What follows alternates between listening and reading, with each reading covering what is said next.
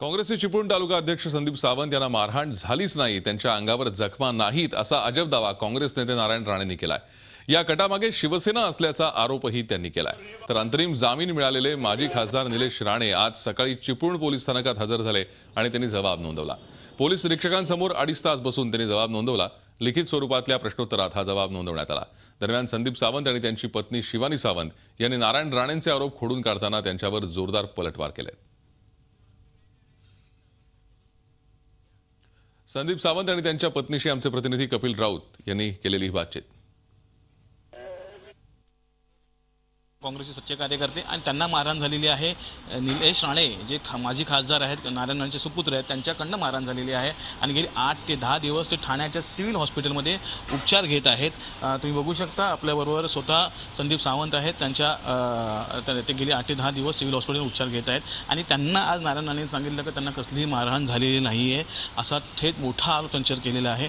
आपल्याबरोबर स्वतः संदीप सावंत त्यांच्यावर जाणून घ्या। सर, हा जो आरोप केलेला आहे याचं काय बोलाल?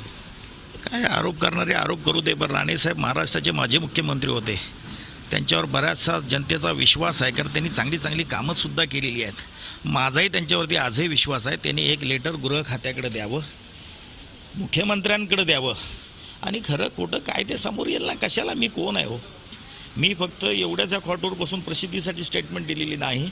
माझ्यावर असा आरोप केला गेला की हे काय षडयंत्र रचलंय, माझा जीव कमी जास्त होत्याची परिस्थिती आहे। ते मारहाण झाली ती कशी झाली, योग्य वेळी मी आपल्यासमोर योग्य वेळी काय काय पुढे करणार होते तेही जाहीर परत करीन।